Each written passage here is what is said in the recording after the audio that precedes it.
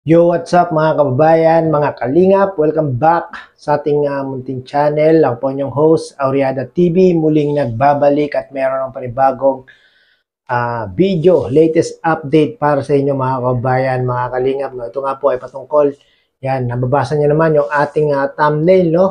Medyo malungkot mga kababayan, mga kalingap, no? Dahil sa pangyayaring ito, Carla umuwing luhaan, Nanay Cynthia, nag-alala. Maya-maya po natin yan na pag-uusapan mga kababayan, mga kalingap. No? Pero bago po ang lahat, syempre, nais ko po muna kayong batiin. Isa pa pagpalang araw ng Sabado po sa ating lahat. Nawa ay nasa mga mabubuti po tayo mga kalagayan habang pinapanood ang video na ito, especially sa ating mga kababayang, mga OFW dyan na talaga naman nagsasakripisyo, nagtitiis ng kalungkutan, nagsisipag magtrabaho para lang may maipadala sa kanilang mga mahal sa buhay.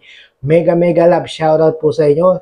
Nawa ay nasa mga mabubuti po kayong mga kalagayan, saan man panig o saan man sulok kayo ng mundo, nanonood at naroroon ngayon. At syempre yung ating mga kababayang mga senior citizen na walang ibang libangan kundi ang manood ng mga kalingap serye, lalong-lalo na sa kalingap serye ng Team Jomcar. Shoutout po sa inyo. Sana po ay malalakas at malalusog pa ang inyong mga pangangatawan at walang iniindang mga karamdaman. No? At ako po ay magre-remind sa mga hindi po nakasubscribe kay Kuya Bal Santos Matubang, Kalingap Rab, Ate Edna Vlogs, Kalingap Jomar Vlog. Suportahan po natin ang kanilang mga channel. I-subscribe po natin.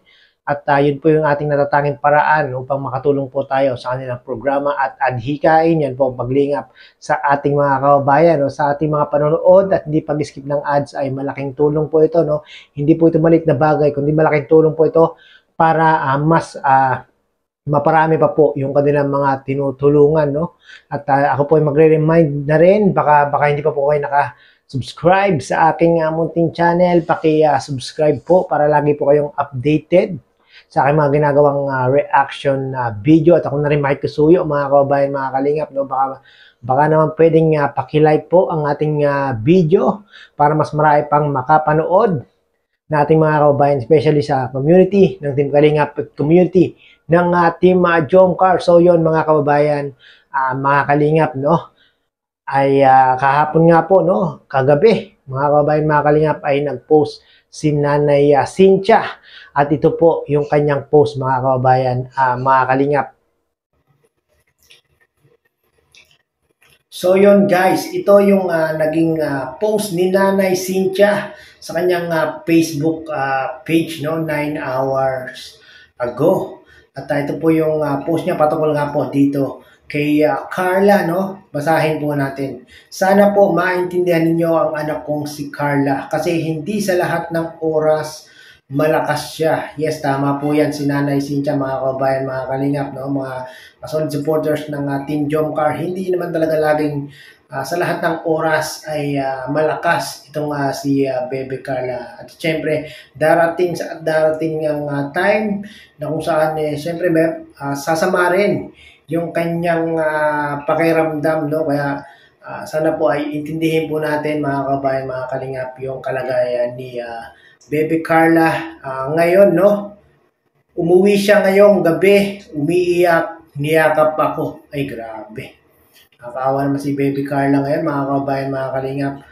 Umuwi po daw sa bahay nila si Carla sa kanilang bahay, no? At niyakap si Nanay Cynthia dahil masama daw ang pakiramdam niya, tapos panay daw ang chat sa kanya ng mga basher na siya daw ang sisira sa Jomcar. Ay grabe mga kabayan, mga kalingap, no? Si Carla po ay napayakap sa kanyang ina dahil nga po masama ang pakiramdam ni Baby Carla. Tapos dinagdagan pa ng mga basher na kung saan si Carla nga daw po ang sisira sa Jomcar. Nako, hindi po totoo yan mga basher, no? Hindi po si Carla ang sisira sa Team Jomcar, kundi kayo pong mga basher ang totoo at talagang makakasira sa Team Jomcar dahil nga po sa ginagawa nyong iyan.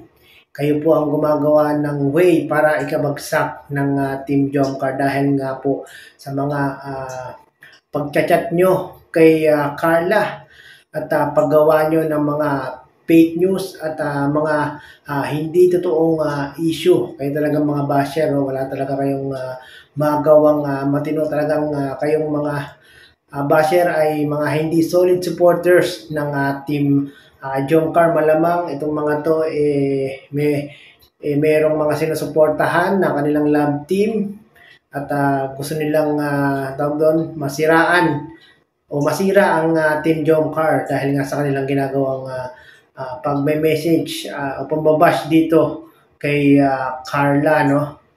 Nagpaalam po siya kay Kalinga Prab ng maayos. O nagpaalam naman pala si Carla ng maayos kay Kalinga Prab, mga kababayan, mga kalingap, na hindi siya makakarating sa ALM Ball dahil nga po siya po ay masama ang pakiramdam. Parang nahihilo yata si Carla, mga kababayan.